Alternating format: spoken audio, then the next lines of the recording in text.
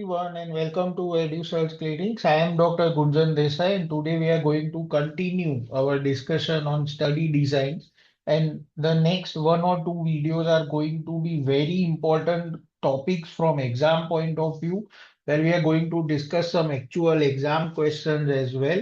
So in this video, we are going to focus on the case control study, which is a part of analytical study. So in the previous parts of this series, we have already seen what are observational studies and some basics of experimental studies. We have seen a video on descriptive and analytical studies, the differences between descriptive and analytical studies.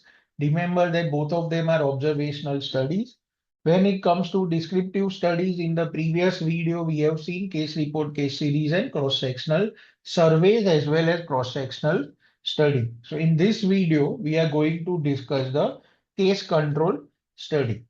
So remember from the previous video how an analytical study is started.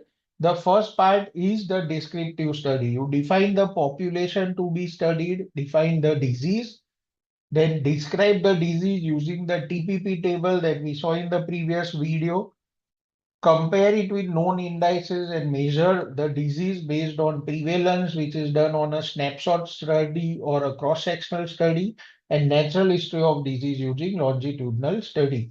Once this descriptive study has been done, it helps in formulation of a hypothesis. And that is when an analytical study can be started, because this is the point where you know what is causing the disease. Is it causing the disease or not? These are the questions that analytical study can answer. So remember that when we take some people in a study, how the study proceeds from past to present or present to past, this is what is going to decide whether a study is a case control study or a study is a cohort study. So in a very simple understanding of the natural history of disease, we know that the patients, say for example, have a correlation between smoking and lung cancer. So how can we study this correlation or how this causative relation was identified is by using these kind of studies. So what you do is you divide smokers and non-smokers into two groups, whether they had lung cancer, whether they did not have lung cancer. So there are people who were smoking who developed lung cancer. There were people who were smoking but who did not develop lung cancer versus non-smokers who developed lung cancer and non-smokers who did not develop lung cancer. And this is basically your population. Okay. So in a natural history of disease, we look at smokers, we see if they develop lung cancer or they do not develop lung cancer. You compare it with non-smokers and you identify a population where these two arms can be matched, right? So basically, the direction of disease progression is always from exposure to outcome, right? You get infection, then you manifest disease. You get a risk factor, then you manifest disease. So natural history of disease progression is from exposure to outcome.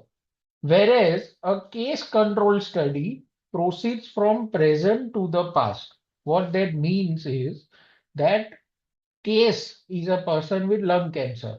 Control is a person without lung cancer. And then we go towards the past and see whether they were smokers or non-smokers in this example.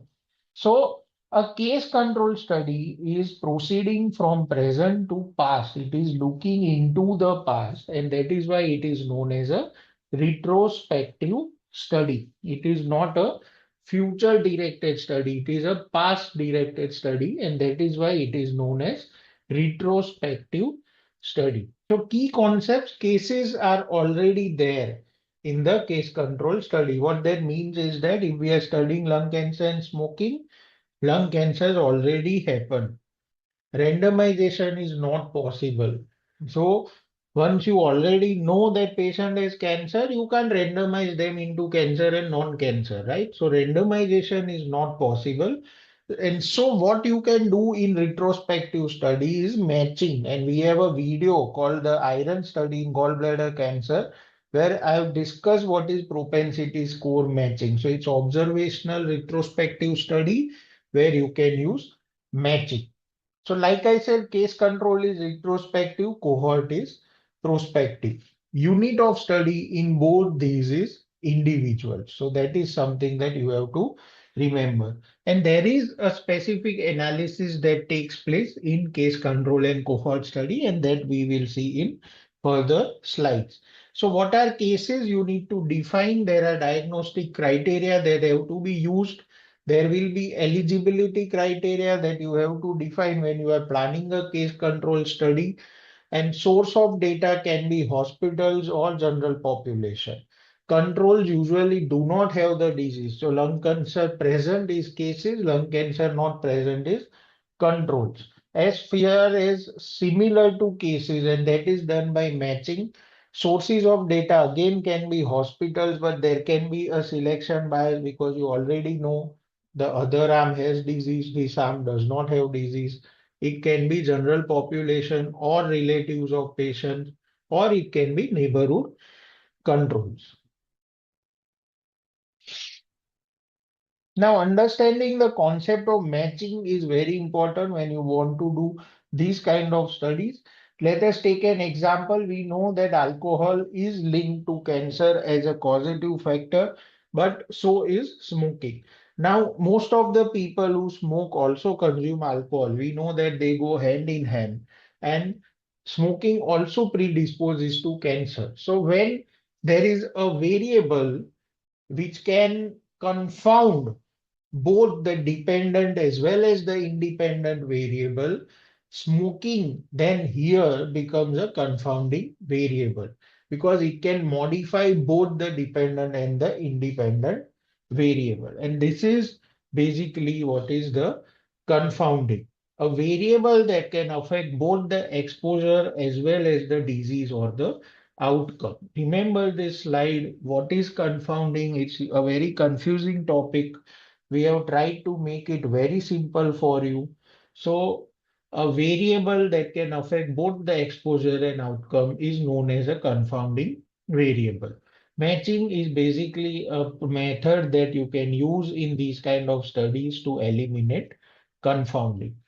Or you can do randomization, but it is not possible in retrospective studies. So in prospective studies, in experimental trials, we do randomization, but in these kind of studies, matching is the answer.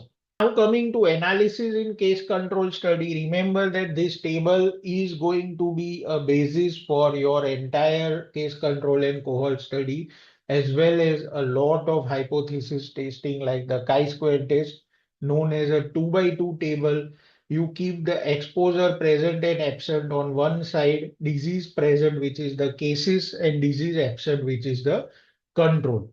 Remember, A, B, C, D is going horizontally. So A on the left, B on the right, C on the left, D on the right. How I remember it as a mnemonic: cases on the left, there is no B or D in the word cases.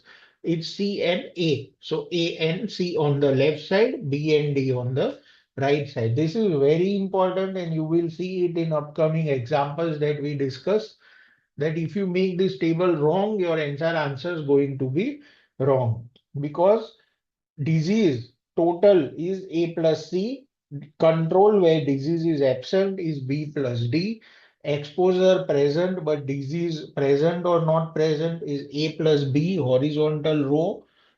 Remember, vertical is column, horizontal is row. Exposure absent, disease and present or absent, C plus D. The total is A plus B plus C plus D. This is very important to understand. So when we say exposure rate of cases, what that means is out of all the cases, how many cases have exposure? That is A, exposure present and disease present. You can see A upon total number of cases will be the exposure rate of cases.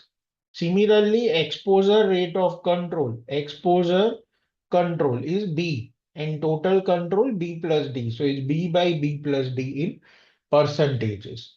Then we measure the odds ratio. It is done when disease is rare and cases are the disease individuals and controls do not have the disease.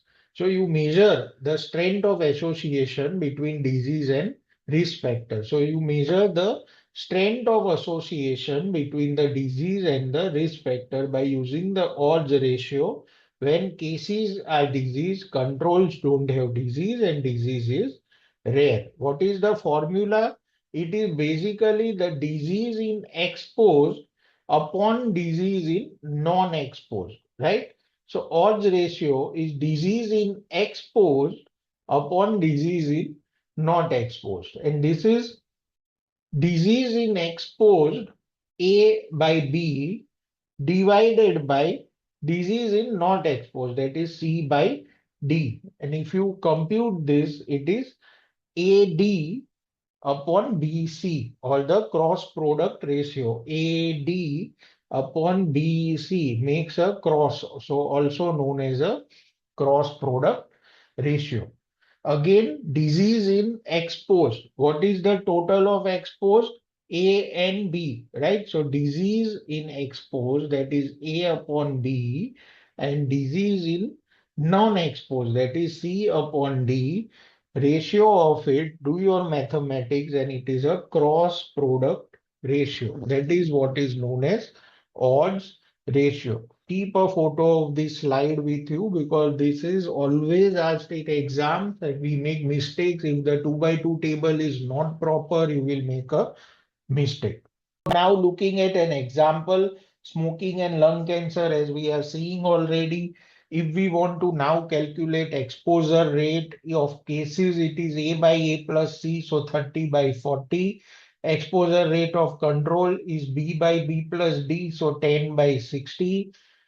Apply test of significance and you will get a p-value for exposure rate. Is the frequency of exposure more in cases versus control? You need to apply a test of significance. Odds ratio, as we know, is cross product ratio. So it's 30 into 50 upon 10 into 10, that is 15. Now interpret this, because that is what you want to do in case control study. And interpretation of your statistics is very important. So statistics is like a drawing. If you don't know how to interpret it, it is of no use. So odds ratio of 15 means that smoking increases the risk of lung cancer in population at risk by 15 times. Remember that this risk applies only to the defined population with defined disease. And that is why those points were very important, that the descriptive study that you did define the disease, define the population, define the risk factors, and define the confounding variables. Only in those criteria this odds ratio is applicable. So interpretation, if odds ratio is more than 1, like 15, exposure is associated with an increased risk of developing the disease. Odds ratio is less than 1, exposure is associated with a protective effect. And odds ratio is equal to 1, there is absence of risk or protection. Closer the value to 0, greater the protective value of the exposure to the outcome. Bias can be due to confounding, as we have already seen. There is a memory or recall bias in the cases and controls because cases are more likely to recall things vividly as compared to the controls.